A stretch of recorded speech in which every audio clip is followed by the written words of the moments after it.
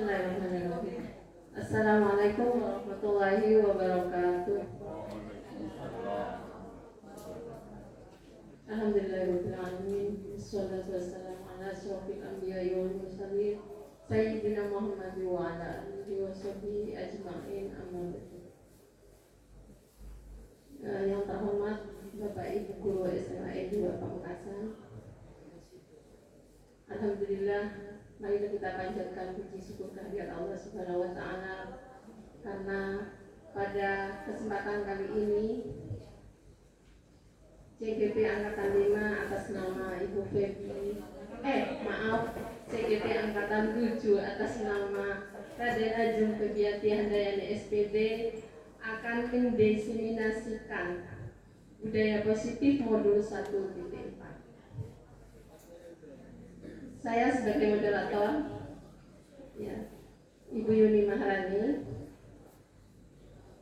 akan memperkenalkan diri sebagai CGP Angkatan 5. CGP Angkatan 5 kemarin sudah usai dan alhamdulillah berjalan dengan baik. Untuk menyingkat waktu, langsung saja saya persilakan kepada narasumber Ibu Febianti Handayani untuk mendiseminasikan modul 1.4 yaitu budaya positif. Silakan Ibu Febi.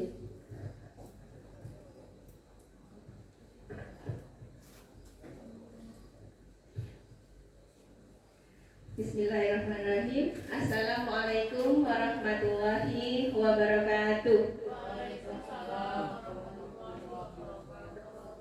Alhamdulillahirabbil alamin alladzi arsala rasulahu bil huda wa dinil haq liyudhhirahu 'ala dini kullihi walau karihal musyrikun.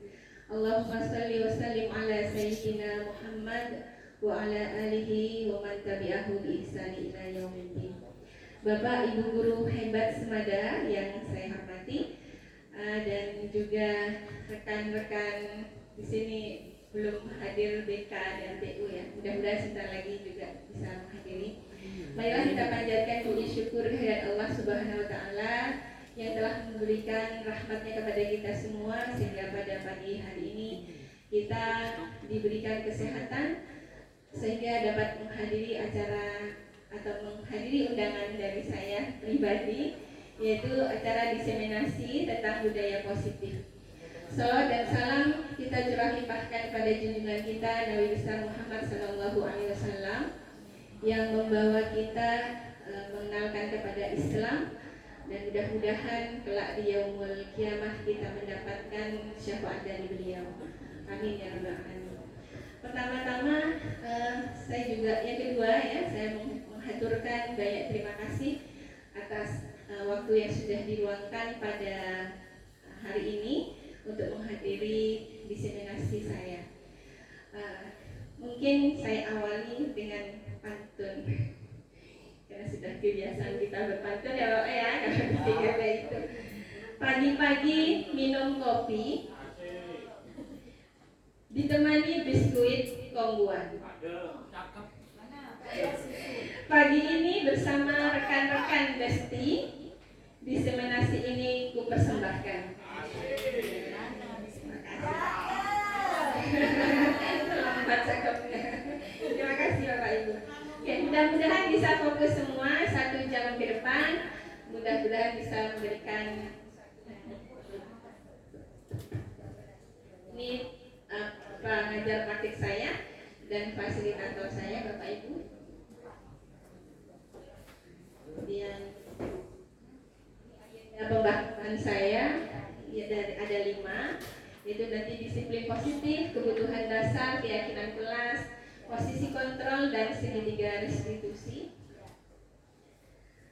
Kemudian kita masuk kepada materi. Ketika Bapak Ibu mendengar disiplin, apa yang ada di benak Bapak? Kurang enak ya. Silakan, ada yang punya pendapat? Oke. Bu Isafi, silakan.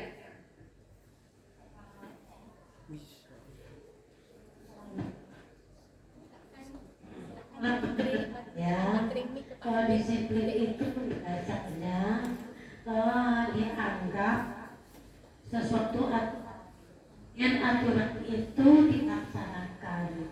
Kalau tidak melaksanakan berarti ada sanksinya gitu. Yang begitu juga kita siswa tidak di dalam kelas juga kita harus menerapkan disiplin untuk siswa kita sebagai guru gitu. Ya itu menurut pandangan.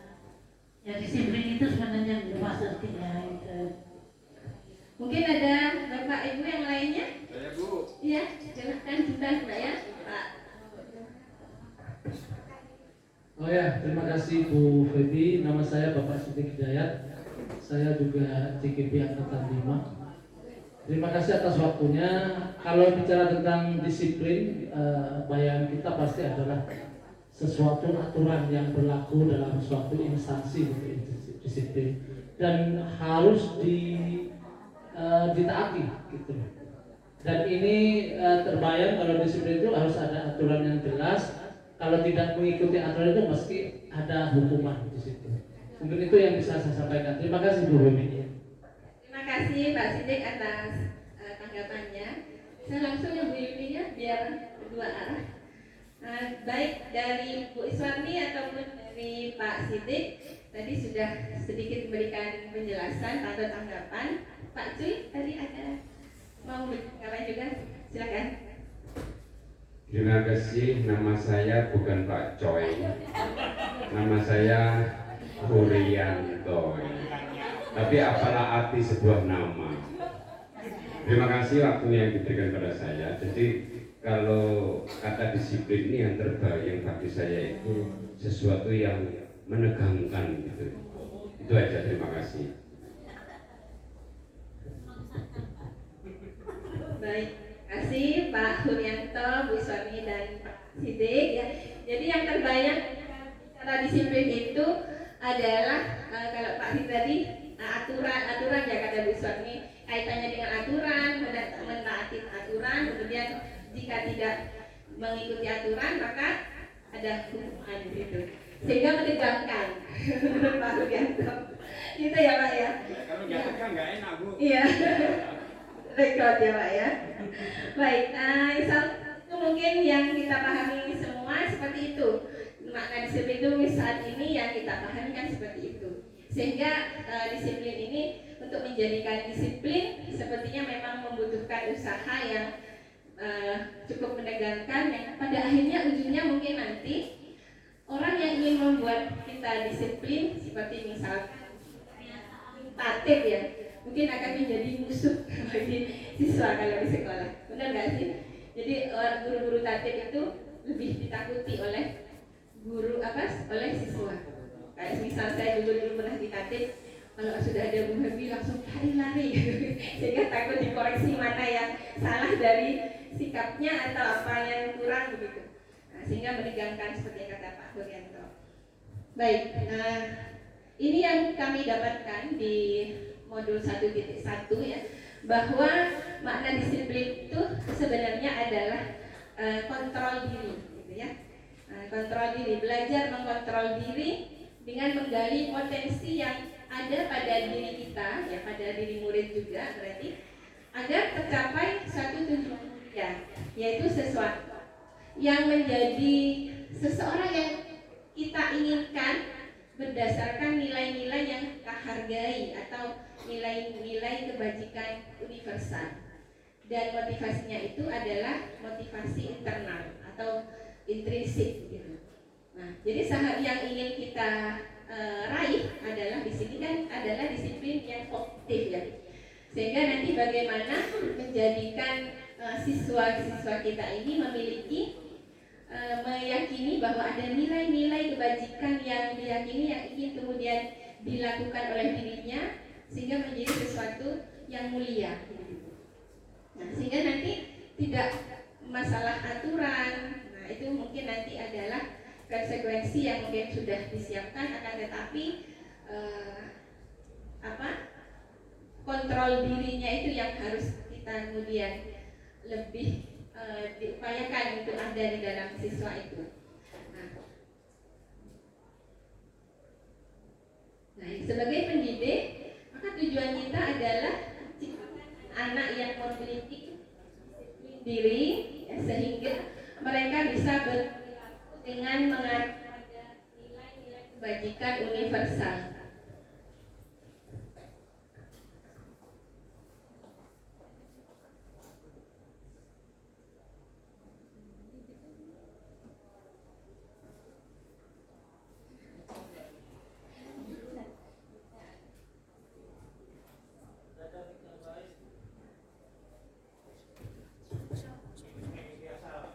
Iya, biasa ada, Pak. Jadi sebagai tujuan kita ini ingin menjadikan anak-anak ini kita mempunyai disiplin dalam artian dia bisa mengontrol dirinya. Mana yang harus yang baik untuk dilakukan, dia dilakukan sebagai bentuk menghargai dirinya menjadi orang yang nanti menjadi orang yang mulia, orang yang baik. Tanpa ada ada ketakutan atas aturan-aturan yang ada di sekolah. Nah, tapi aturan sekolah itu menurut saya pribadi tetap harus ada, ya.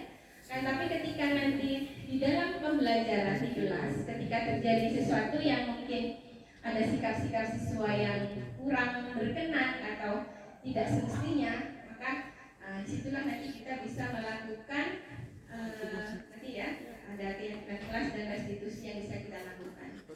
Jadi intinya adalah memang disiplin positif itu bagaimana kita menciptakan anak-anak yang bisa mengontrol dirinya menjadi berperilaku sesuai dengan nilai-nilai kebajikan universal. Kira-kira nilai kebajikan universal itu apa menurut Bapak Ibu? Yaitu nilai-nilai yang baik gitu ya, yang tidak yang baik menurut semua orang, apapun itu agamanya, rasnya atau suku bangsanya, itu tetap dianggap baik. Misalnya apa? Seperti apa misalnya kira-kira? Dianggap baik untuk semua agama. Mungkin saling menghormati gitu ya. Semua agama insya Allah punya ajaran seperti itu ya.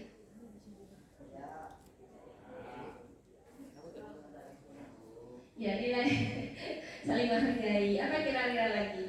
Selain itu mungkin berempati, bergotong royong, semuanya mungkin mengajarkan semua agama, mau Islam, mau Nasrani, Katolik dan sebagainya, pasti menyarankan dan menganggap hal itu adalah sesuatu yang baik. Nah, inilah yang dimaksud dengan nilai-nilai kebajikan universal. Nah, sebenarnya dalam agama kita pun sebenarnya sudah ada seperti itu kan ya. Bagaimana karena kita ini juga hidup di sistem yang bukan Islam ya, kita hidup di dalam sistem kapitalis yang kadang itu lebih ke arah sekuler, sehingga nilai-nilai kebajikan ini perlu disepakati. Nilai-nilai kebajikan yaitu yang dari semua agama, yang juga diakui oleh semua ras dan seterusnya. Sebagai salah satu contoh adalah saling menghormati dan seterusnya. Nah, kemudian, ini menurut Dr. William Glasser ya, pada irama kontrol yang dinamakan nilai kebajikan itu adalah sifat-sifat positif manusia yang merupakan tujuan mulia yang ingin dicapai setiap individu. Yang menyatakan bahwa setiap perbuatan itu memiliki suatu tujuan. Dan selanjutnya, Dian Goldstein di tahun 1998 mengungkapkan bahwa nilai-nilai kebajikan itu bahwa dengan mengaitkan nilai kebajikan yang diyakini seseorang, maka motivasi intrinsiknya akan terbangun, sehingga menggerakkan motivasi dari dalam untuk dapat mencapai tujuan mulia yang diinginkan. Mungkin kalau bahasa sederhananya kalau dalam diri kita ini adalah ketika kita meyakini ya bahwa nilai-nilai dalam agama kita itu adalah sebuah kebenaran dari Al-Khaliq, dalam hal ini adalah Allah misalkan, maka itulah yang ingin kita raih. Kita ingin menjadi orang yang sesuai yang telah ditetapkan oleh Allah misalkan. Allah menyatakan misalkan kalau dalam sifat nah itu adalah sesuatu yang terpuji, maka kita itu ingin mencapai tujuan itu gitu. Kalau gambarannya mungkin seperti itu ya. Kita ingin meraihkan itu aja Allah dengan menjalankan nilai-nilai amanah, jujur, tidak khianat dan seterusnya. Itu sebagai salah satu contoh. Nah, itu yang ingin kita tanamkan kepada anak didik kita. Walaupun itu mungkin sulit ya, di tengah-tengah kita memberikan pengajaran yang mungkin bukan pelajaran agama ataupun budi pekerti, tapi kita sebagai pendidik ya harus pintar-pintar juga mempunyai kewajiban juga untuk mengarahkan, memberikan nilai-nilai kebajikan itu bisa kemudian diterapkan pada anak didik kita. Dan ini sudah ada amanah di dalam kurikulum Merdeka ya, bahwa nilai-nilai yang ingin dicapai ya, sudah ditetapkan di situ oleh kurikulum ya, bahwa nilai yang akan dicapai oleh setiap Indonesia itu adalah profil belajar Pancasila. Nah, ini mungkin banyak ada 6 ya, beriman bertakwa kepada Tuhan Yang Maha Esa dan berakhlak mulia, juga mandiri, bernalar kritis, berkebinekaan global, bergotong royong, kreatif. Maka ini nanti akan ada di dalam mungkin RPP kita semua, bagaimana ini nanti include di dalam asesmen pada anak didik kita. Juga ada kita punya P5 ya, ada P5 aja kita kan juga yang ingin kita nilai atau kita kembangkan sebenarnya adalah anak-anak berperilaku yang kita tadi. Ya. Nah, ini 3 motivasi perilaku manusia ya. Jadi ketika seseorang itu melakukan sesuatu pasti karena 3 motivasi ini. Ketika ibu-ibu atau bapak-bapak datang tepat waktu ke sekolah, kira-kira kenapa kita kok datang jam 7 dan sudah ada di sekolah? Takut terlambat, takut presensinya terlambat gitu ya. Ada lagi nggak kira-kira alasannya? Takut pada manusia, Bu. Takut pada manusia, siapakah itu? Oh, takut pada Pak Guru. Nah, bukan takut dengan kepala sekolah. Tidak tahu saya. Oh, udah tahu. Nah, sama juga guru, anak-anak juga gitu ya. Siswa juga kita seperti itu, takut tidak tepat waktu, datang sebelum jam 7, takut dimarahi guru gitu. Takut kena bobot penilaian, terlambat dan sebagainya gitu. Nah, ini yang menjadi motivasi. Yang pertama, seseorang itu menghindari ketidaknyamanan atau hukuman, takut dihukum. Makanya kita disiplin. Akhirnya kita disiplin juga akhirnya. Takut nanti dipanggil dapat surat cinta dari bapak kepala sekolah misalnya. Akhirnya datangnya tepat waktu dan kelihatannya disiplin gitu. Nah, ini adalah tingkat terendah dari motivasi perilaku manusia. Biasanya orang yang motivasi perilakunya itu untuk menghindari hukuman atau ketidaknyamanan akan bertanya apa yang akan terjadi apabila saya tidak melakukannya. Sebenarnya mereka itu sedang menghindari permasalahan yang mungkin muncul dan berpengaruh pada mereka secara fisik atau psikologis maupun tidak terpenuhinya kebutuhan mereka bila mereka tidak melakukan tindakan tersebut. Jadi motivasi ini bersifat eksternal. Jadi ketika nanti sudah tidak ada sesuatu yang nanti kita takuti, gitu ya, misalkan sudah tidak ada kepala sekolah, wah kita ini jadi tidak disiplin lagi gitu. Nah itu kelemahannya karena motivasinya masih eksternal. Bisa dipahami maksudnya ya. Itu pun murid juga seperti itu.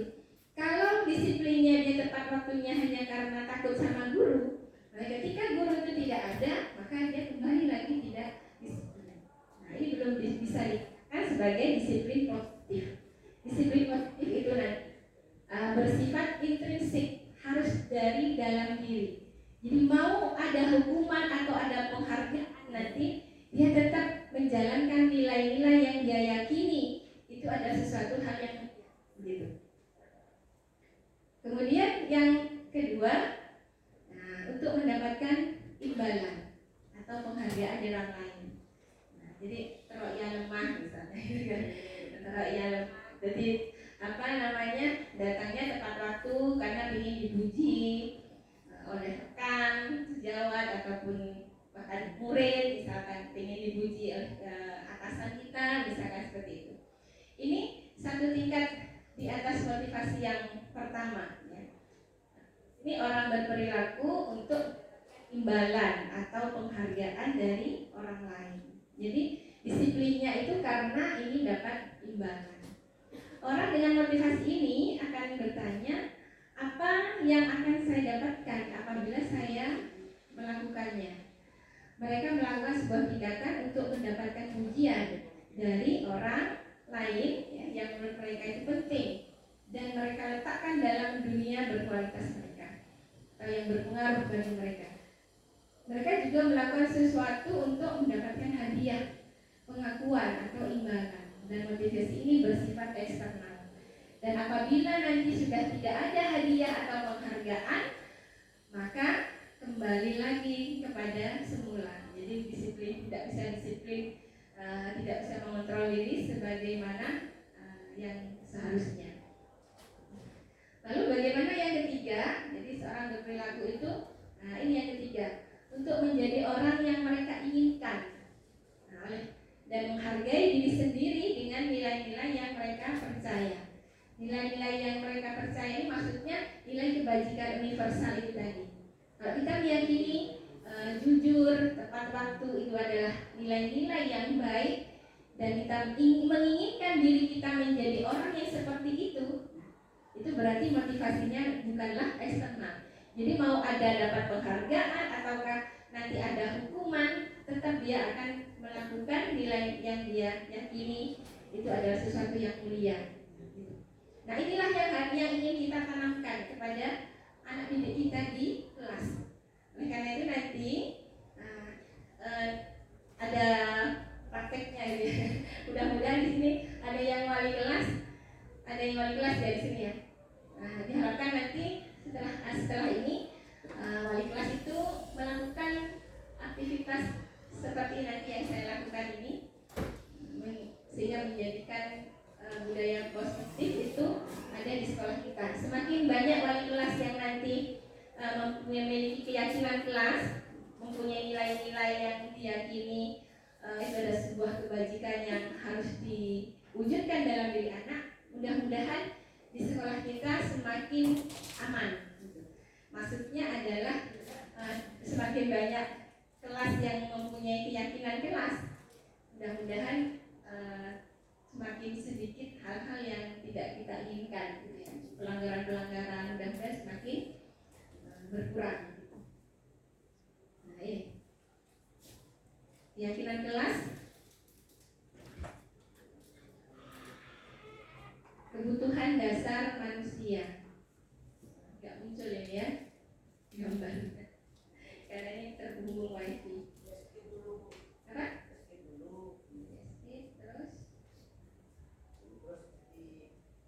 Nah, mungkin agak berbeda nih kebutuhan dasar manusia ini kalau menurut siapa ini? Oh ini wifi-nya berarti Pak. Gak apa, ini saya lanjutkan aja. Insyaallah hafal kebutuhan dasar manusia menurut siapa ya Pak ya? Saya lupa ya. Oh berarti ini wifi-nya yang sedang. Ya, maaf sebentar beda. Oke, harus update katanya. Ini harus update. Yang benar ya apply. Nggak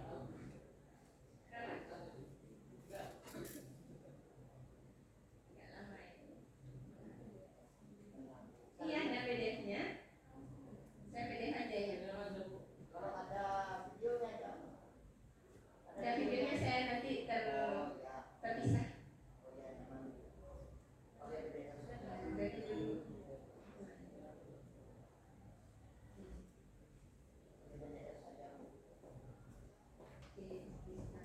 Ini karena HP-nya juga, laptopnya juga yang agak Masuki sudah tua ya, kayak orangnya ini jadi nggak semua. Itu kondisi zero itu dihapus, Bu. Mana? Yang mana? Itu game perang itu dihapus. Oh iya, ini karena laptopnya anak saya, jadi banyak sekali. Game perang itu yang saya ngomong. Ya, nggak tahu. Apa namanya negeri? Tak tahu. Pak Murayes,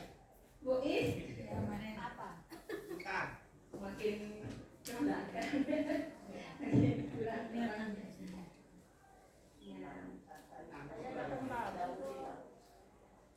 Nah ini pas di kebutuhan dasar manusia. Ya, ini kebutuhan dasar manusia yaitu pertama lima kebutuhan dasar manusia, di mana termasuk anak kita ya, bertahan hidup. Nah, dia juga punya kebutuhan rasa diterima.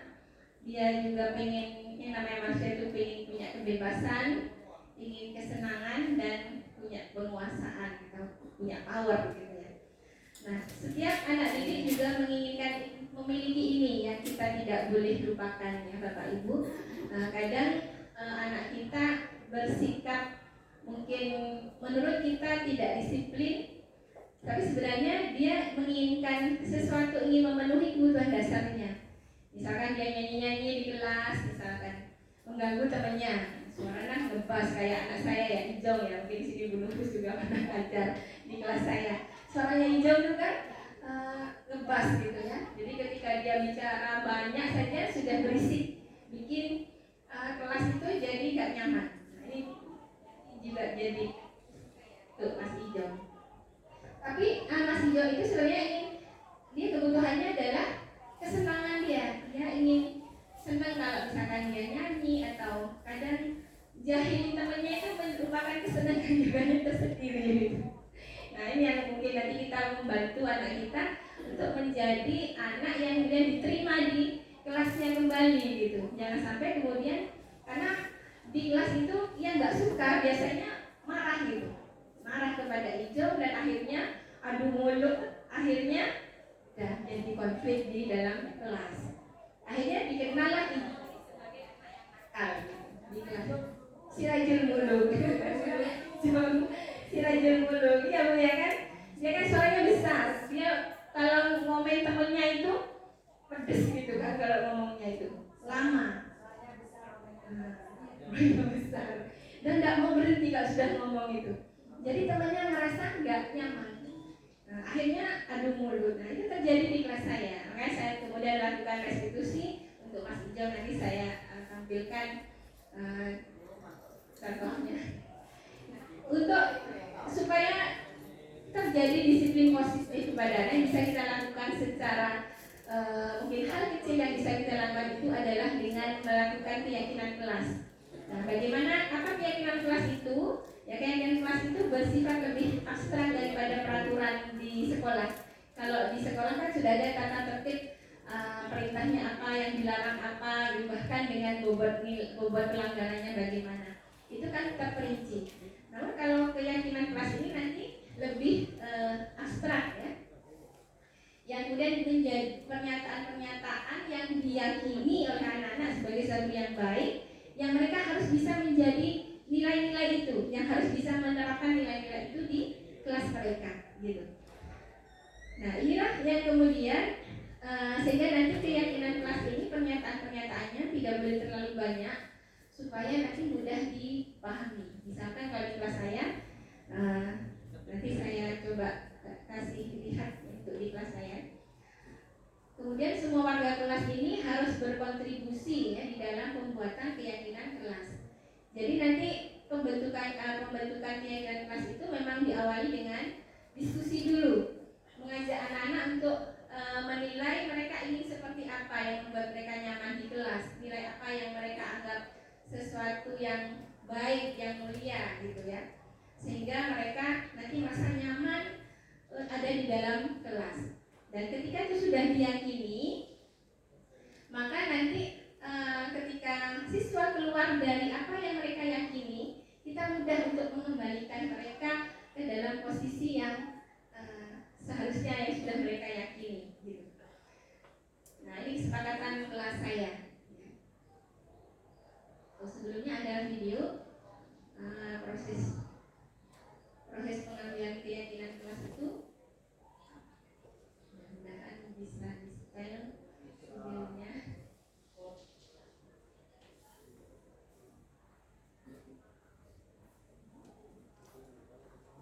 Ini suaranya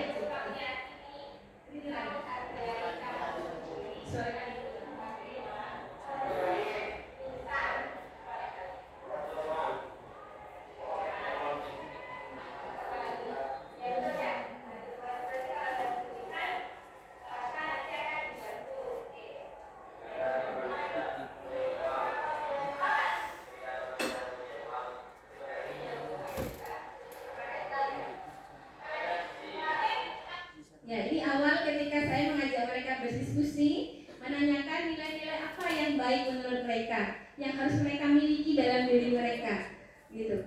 Jadi setiap anak mempunyai kontribusi. Menurut saya harus gitu, harus ada solidaritas. Satunya bilang harus menghormati ibu, kalau bicara nggak boleh keras-keras katanya.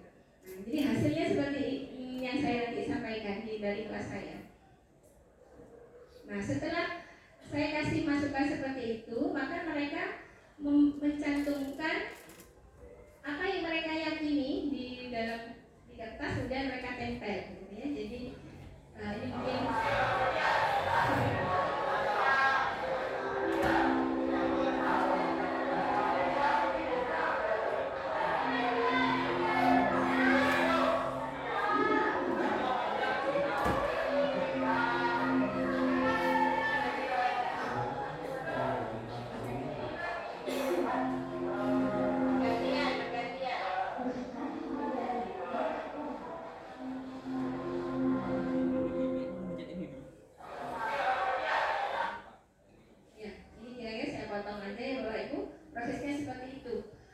setiap anak berkontribusi memberikan nilai yang mereka yakini, nilai kebajikan yang mereka yakini, yang mereka juga ingin terapkan pada diri mereka dan juga pada teman-teman mereka.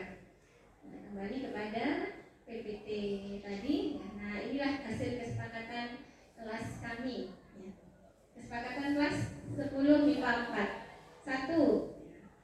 Mengejek sewajarnya, tidak berlebihan. Maksudnya ini mengejek itu boleh katanya, tapi rasakan masih wajar bu katanya.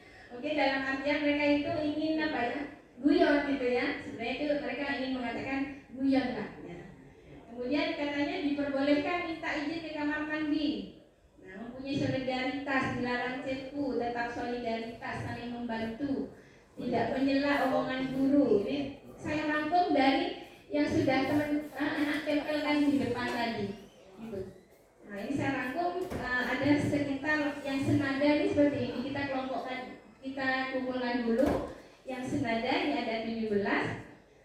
Jangan mencuri, kemudian perbanyak hubungan solidaritas. Ini kan berkali-kali disebutkan oleh anak-anak ya. Tidak makan saat pelajaran, tidak boleh tidur saat pelajaran, tidak boleh membuli, tidak boleh pacaran, tidak boleh membawa anak kelas lain masuk ke dalam kelas. Nah, ini ternyata di kelas saya kemungkinan terjadi ada anak kelas lain masuk ke kelasnya dan pacaran di kelas kami, sehingga muncullah keinginan tidak mau ada orang pacaran di dalam kelasnya. Nah, ternyata kejadian mereka ya. Nah, kalau sudah diringkas seperti ini, misalkan seperti ini ya, jadi kalau kita ambil setelah dari banyak sekali tadi itu kita jadi dikelompokkan yang gampang untuk diingat oleh anak-anak kita. Yang pertama hormat, kata kuncinya adalah hormat. Jadi kami meyakini bahwa sangat penting untuk menghormati semua orang dan barang milik orang lain. Nah, itu sudah masuk tadi yang berapa poin. Menghormati termasuk di dalamnya itu guru, kemudian berarti teman-teman mereka juga, kemudian menghormati terhadap barang milik orang lain, masuk ke dalamnya ini. Kemudian yang kedua, bekerja. Kami meyakini bahwa sangat penting untuk mengerjakan segala pekerjaan atau mengikuti kegiatan yang telah ditugaskan. Nah, ini berarti ada beberapa poin yang juga satu kelompok dengan ini. Ya, kemudian diterima dan dimiliki. Kami meyakini bahwa sangat penting untuk merasa diterima pada satu kelompok ya, dan tidak saling peduli satu sama lain. Jadi solidaritas itu masuk ke dalam ini.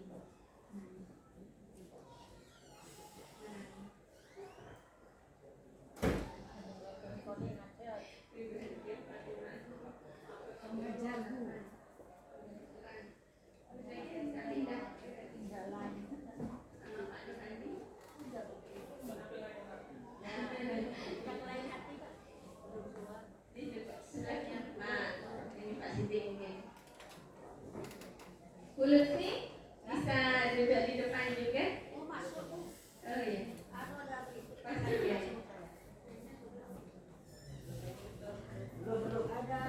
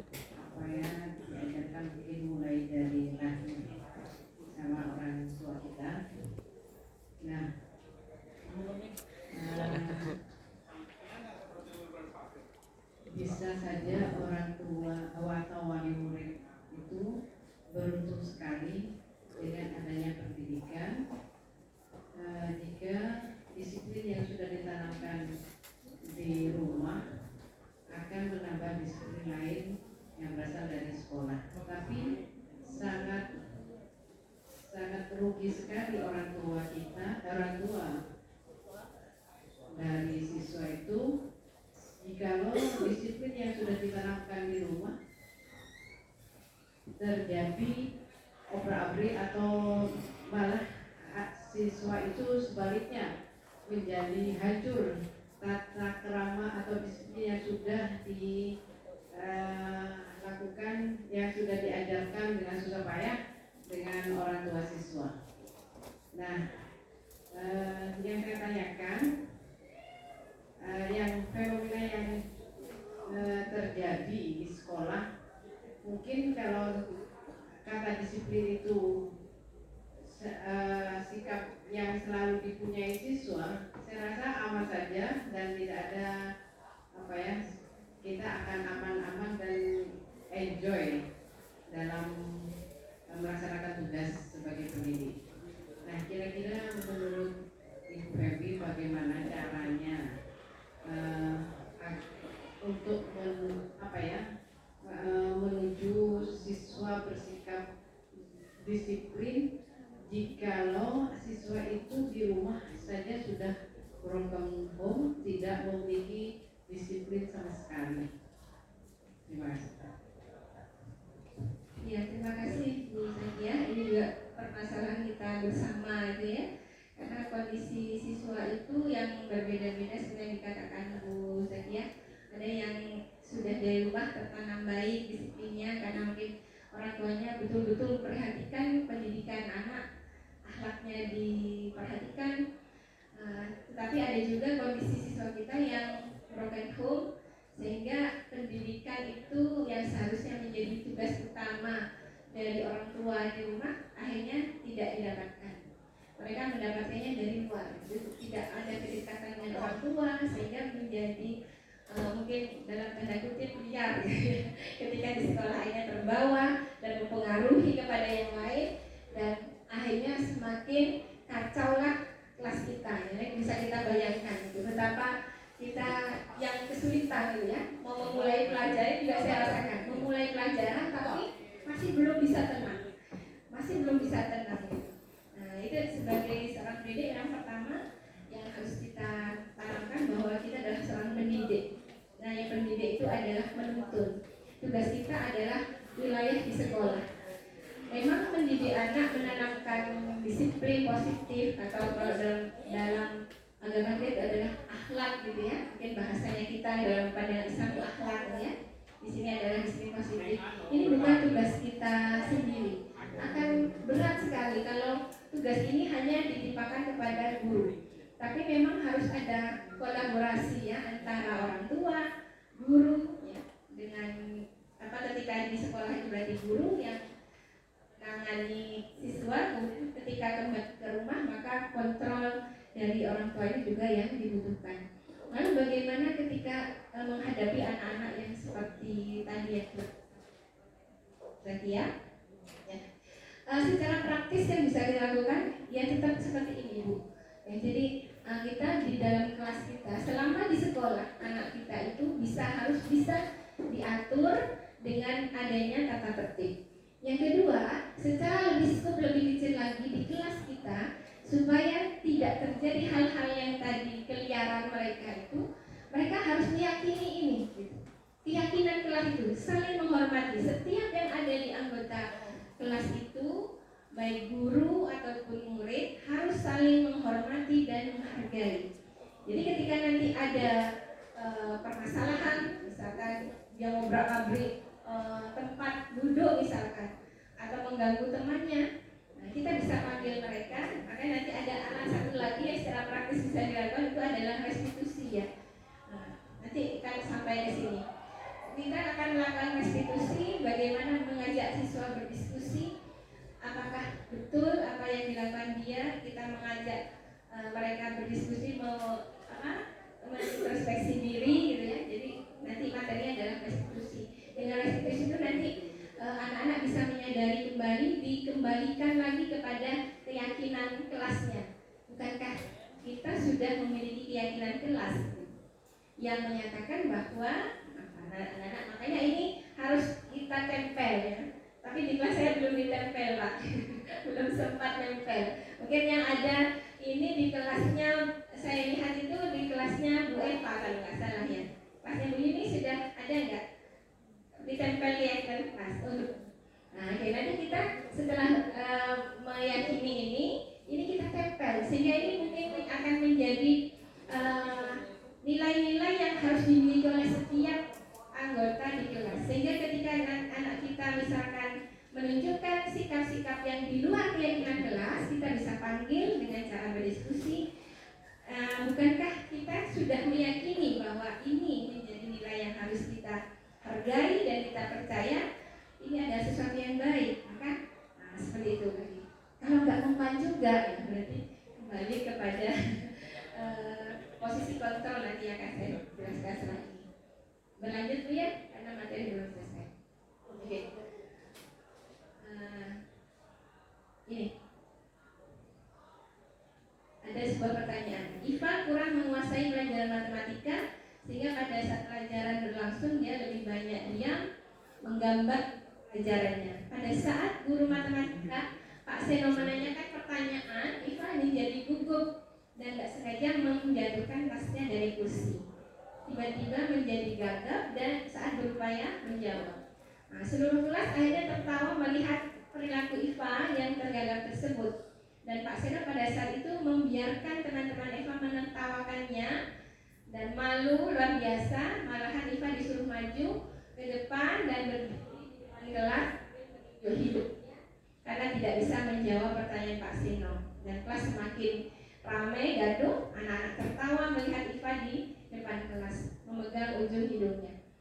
Apakah Anda setuju dengan tindakan yang dilakukan oleh Pak Sino terhadap Iva? Kenapa alasannya? Setuju alasannya kenapa? Kalau enggak setuju alasannya mengapa? Alasannya apa? Menurut Bapak dan Ibu, apakah tindakan Pak Seno ini adalah sebuah hukuman ataukah konsekuensi? Nah, tolong memberikan alasan. Mungkin Ibu Lutfi. Bu Febi, saya tidak lama-lama ya di sini karena mau masuk kelas, tenang aja. Kalau saat ada briefing sudah selesai. Untuk pertanyaan yang ada di di slide itu tadi tentang kejadian Pak Seno, mungkin dari kita guru sering melakukan seperti itu.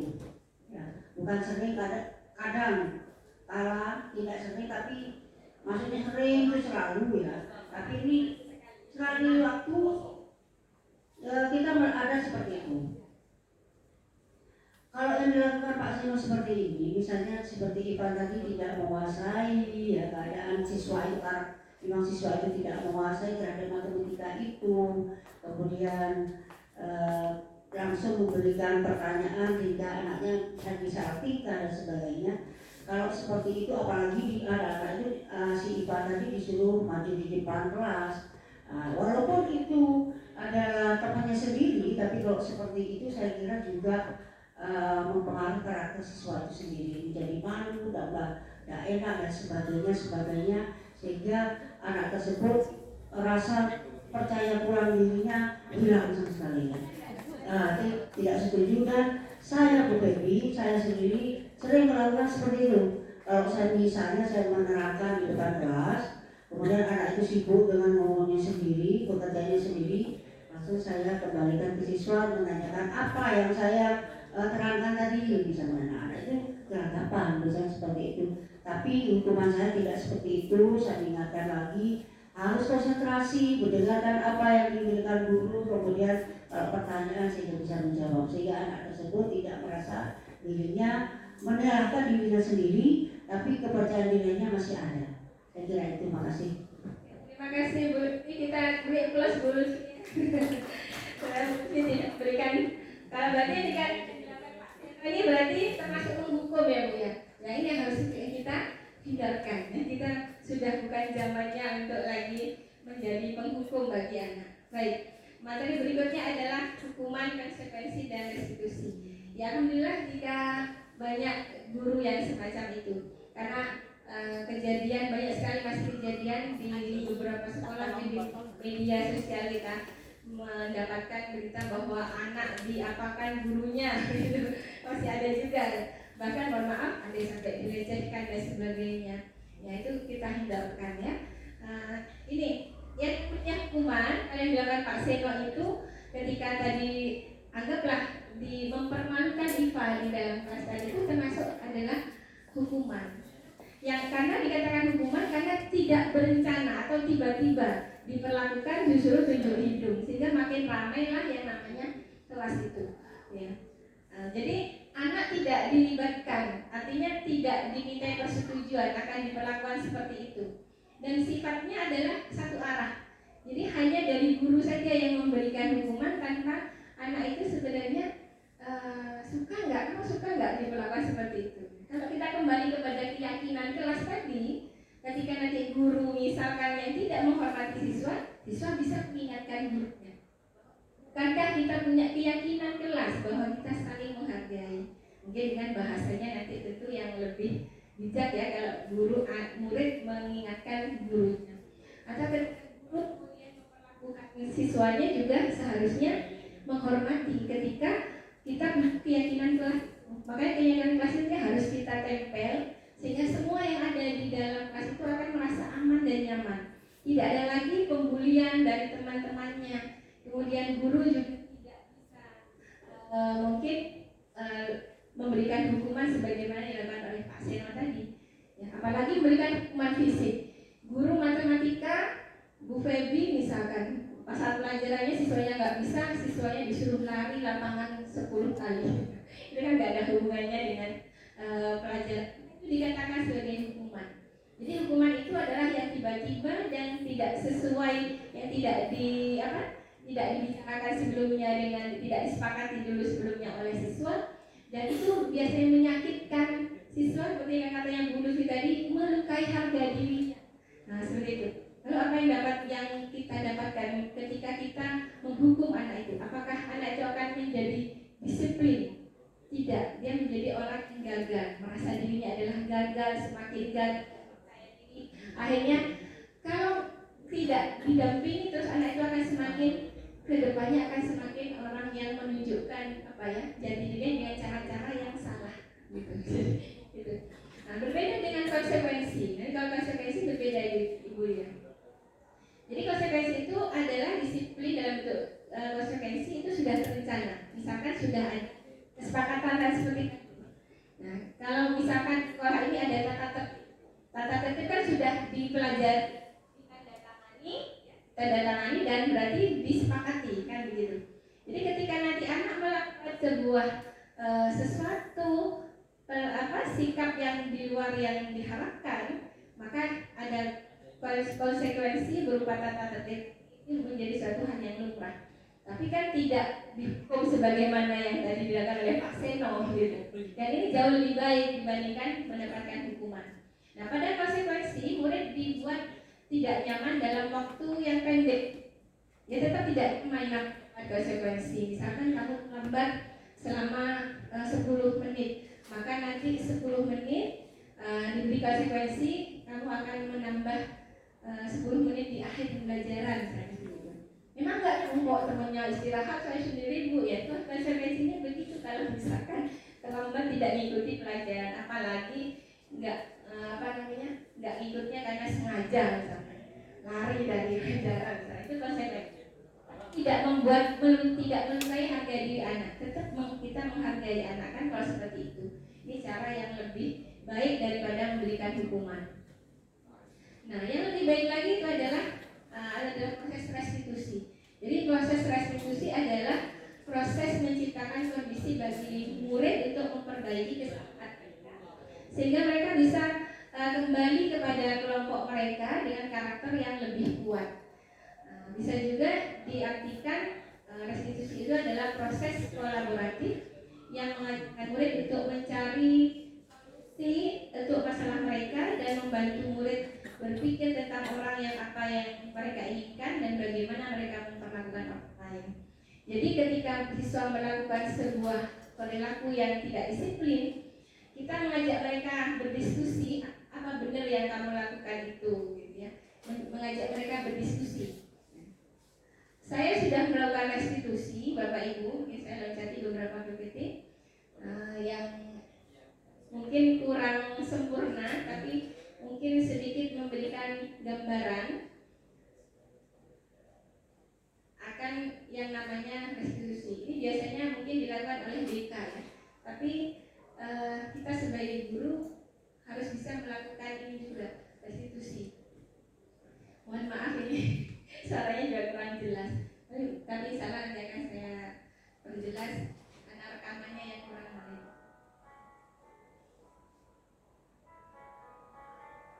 Ini tugas saya kemarin, demonstrasi kontekstual. Nah ini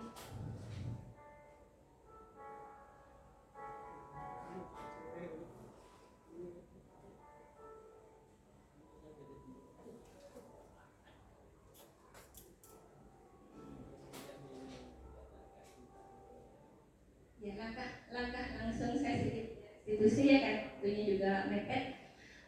Pada langkah-langkah restitusi nanti adalah yang pertama adalah menstabilkan identitas. Nanti kita akan panggil di langkah pertama ini adalah langkah menstabilkan identitas. Biasanya akan ada kata-kata dari kita ketika anak sudah duduk dengan kita. Biasanya begini, setiap orang pasti melakukan kesalahan, misalkan itu dari kata-kata kita. Menstabilkan dulu emosinya, kan namanya anak sudah berbuat salah, misalnya buat onar di kelas, ketika dipanggil sama guru kan pasti ngetek gitu, aduh nanti dia apa kali sama guru. Ketika kita ajak duduk, ya kita menstabilkan dulu emosi mereka, ya ini yang namanya langkah menstabilkan identitas. Ya, nah, kamu bukan satu-satunya yang pernah melakukan. Artinya kita itu bisa menerima apa yang dilakukannya. Wajar, karena setiap anak memiliki kebutuhan dasar. Terima kasih Mbak Brit sudah datang. Mau lagi saya kemana? Jadi saya lanjutkan. Ketika anak sudah melakukan kesalahan, kita panggil dan kita pahami emosinya. Ibu tahu kamu melakukan itu karena apa? Itu bisa ditanyakan nanti ya di langkah pertama tadi. Ini aktivitasnya BK sebenarnya ya. Ya Bu ya, betul ya. Jadi ketika anak punya masalah dipanggil, kan distabilkan dulu kan emosinya. Kamu ini kenapa kok melakukan ini? Ditanyakan dulu kan intinya itu, kenapa kok kamu melakukan ini? Jadi kita pengen tahu dulu kenapa kok melakukan itu. Jangan tiba-tiba kita berikan hukuman tanpa kita mengetahui alasannya apa. Gitu. Itu harus bisa dilakukan oleh setiap guru. Jadi bukan hanya tugas BK. Ini harapannya dengan diseminasi ini setiap guru bisa melakukan restitusi kepada anak didiknya, terutama kan wali kelas juga. Langkah kedua adalah validasi tindakan yang salah. Bagaimanapun yang namanya tindakan salah harus kita tetap perbaiki. Nah, makanya kita memvalidasi di sini. Kamu tentu punya alasan mengapa melakukan itu. Nah, itulah kemudian yang ini kita pahami. Nah, adakah cara yang efektif yang dapat kamu lakukan ya, untuk memenuhi kebutuhan itu? Jadi ditanyakan. Kemudian nak menjabarkan, kemudian nanti mendapatkan solusinya bagaimana? Tanyakan tentang keyakinan kelas yang ada di dalam kelas kita. Nah, kalau belum ada keyakinan kelas, nah ini yang kemudian menjadi sebuah permasalahan. Terus gimana dong solusinya? Kita nggak ada kesepakatan. Oleh karena itu penting bagi kita itu membuat kesepakatan. Sama seperti kita di rumah kan juga itu buat kesepakatan dengan anak-anak apa yang harus dilakukan, gitu ya. Ini salah satu ini salah yang terakhir Bu Putri, tenang.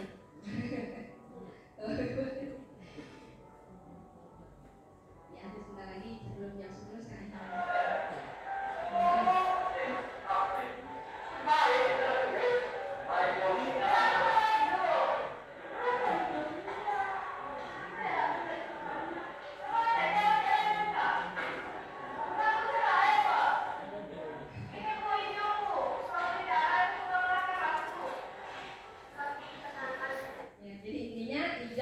Rajul Muluk ya, mungkin yang tadi sudah dikenal oleh beberapa guru yang suaranya memang besar suaranya tapi suka berisik di kelas, itu nggak disukai oleh temannya.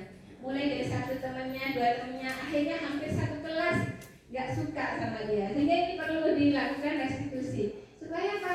Dia kan akhirnya merasa nggak nyaman kan di dalam kelas gitu. Nah itu yang nanti ada proses restitusi bagi anak ini. Dan alhamdulillah ternyata kata beberapa guru setelah di restitusi ada perubahan. Mas Ijo sekarang lebih kalem. Kalau bicara itu secukupnya dan tidak terlalu keras gitu. Karena Mas sudah meyakini, sudah ditanyakan oleh kita, keyakinan kelas kita apa? Saling menghormati, membuat anggota kelas yang lain itu nyaman. Tidak hanya menyadari bahwa suaranya itu keras dan ngebas gitu ya. Jadi nggak boleh terlalu gitu. Ini ada yang makanya nggak ikut semua restitusi, ini masalahnya dispensasi nggak ikut semua ya. Jadi kita harus kesepakatan begini, kesepakatan kelas supaya kondisi ruang guru mungkin lebih aman ya, nyaman ya. Oke, jadi sebagai salah satu contoh yang saya sudah lakukan, Bapak Ibu, ini tidak sempurna, tapi insya Allah sudah dipraktekkan. Insya Allah semua CGP akan melakukan ini dan mudah-mudahan terus bisa dilakukan ya Bu Yuni, nanti bisa memberikan perubahan. Dan insya Allah alhamdulillah kelas Bu Yuni sampai saat ini aman ya, aman. Insya Allah kelas saya juga aman. Insya Allah ini mudah-mudahan kelas yang lain juga bisa menerapkan ini supaya aman. Tidak saya lanjutkan semuanya ya Bapak Ibu, karena ini validasi tidak ada salahnya. Kemudian nanti menanyakan keyakinan kelas. Nanti kasus keduanya juga ada, karena kami punya tugas 2 kasus ya. Yang kedua itu adalah kasusnya Mas Julfan. Di saat pembelajaran matematika, saya perhatikan Julfan itu nunduk terus. Ternyata kan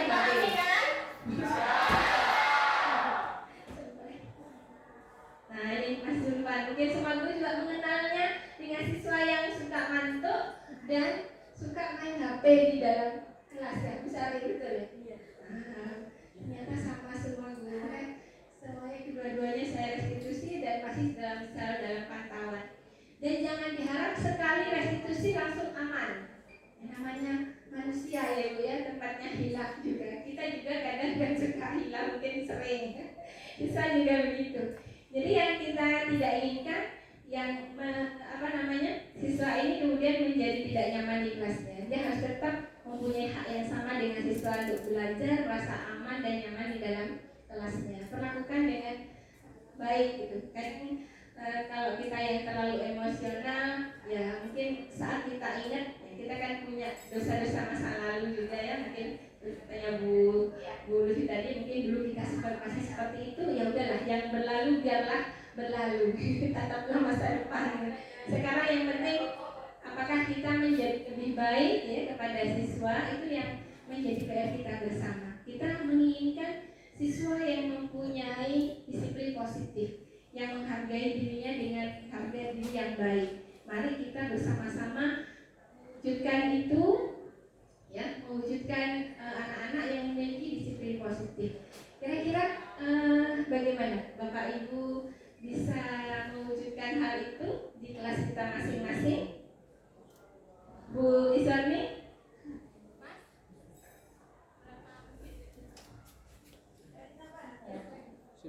Langsung saja, karena saya mengajar di kelas 11 IPS, kemudian itu paling banyak kasus yang namanya IPS ya. Tapi kita perlu kesabaran juga. Kadang-kadang diajak dikasihani, dinasehati, juga kadang-kadang tidak mempan. Nah, kemudian pada waktu pelajaran saya, jadi itu saya memberikan semacam menilai tugas anak-anak. Kadang anak-anak yang tidak memperhatikan itu pasti tugasnya dilalaikan, dan tidak memperhatikan tugasnya dilalaikan. Nah, karena keterlambatan mengerjakan tugas, jadi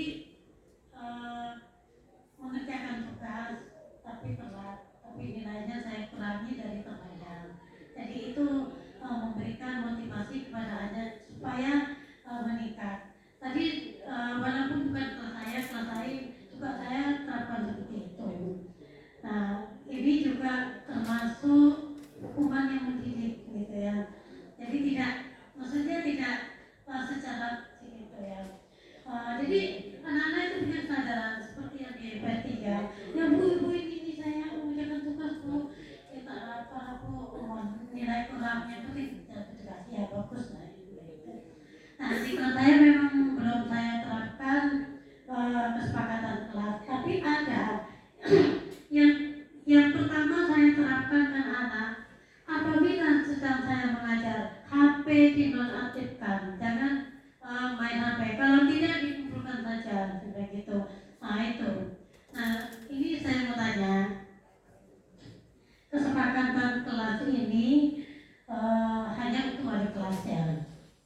Apakah itu semua guru pengajar itu bisa memberikan kesepakatan kelas untuk mengajar kelasnya? Karena apa? Kesepakatan kelas yang sudah disepakati oleh wali kelas kadang-kadang itu beda. Karena saya ini di kelas lain gitu. Ya. Oke, terima kasih Bu Isma atas pertanyaannya. Keyakinan ini lebih praktisnya yang dilakukan oleh wali kelas, sehingga kemudian semua meyakini dan kemudian kita pampang di kelas kita. Ini keyakinan kelas kita yang menghormati yang tadi yang saya sampaikan tadi ya. Jadi ketika anak mulai tidak disiplin, ayo kembali kepada keyakinan kelas, ya, kesepakatan kelas. Ya, mungkin secara praktisnya bisa dilakukan oleh setiap wali kelas. Jika setiap wali kelas di Semada ini memiliki keyakinan kelas bersama siswanya, mudah-mudahan diarahkan gitu. Apabila setiap guru akan punya kesepakatan lain, nah itu berarti khusus jam pelajaran saja. Boleh saja. Seperti kita ikut webinar kan, kesepakatan kelas ya Ibu, 1, HP diaktifkan, 2, membuka kamera misalkan, 3, raise hand sebelum bertanya. Itu adalah kesepakatan dengan guru. Boleh seperti itu, silahkan. Namun keyakinan kelas itu harus sehingga nanti setiap guru pengajar mampu melakukan restitusi ketika anaknya melakukan sebuah pelanggaran gitu, yang dianggap pelanggaran. Nah, coba keyakinan kelasnya apa? Nah, itu sadar sendiri, oh iya, saya kan harus jadi anak yang menghormati ya gitu. Akhirnya aman lagi ya. Hanya sesaat, ya mungkin sesaatnya ya. Jam kita dengan siswa berapa jam sih ibu-ibu di kelas itu? Ya sesaat itu kita bisa mengontrol anak kita. Nah, di dalam jam 5 tahun begitu. Yang bisa mengontrol itu adalah diri kita sendiri. Kita tidak orang lain, tetapi kita sendiri bisa mengontrol diri kita. Bisa disepakati ya. Kita tuh susah kalau mengontrol orang. Tapi ketika seseorang sudah meyakini sesuatu nilai kebajikan, dia menghargai itu, maka dia bisa mengontrol dirinya untuk menjadi seperti nilai-nilai yang diyakini kemuliaannya itu. Nah, mudah-mudahan ini bisa kemudian bermanfaat.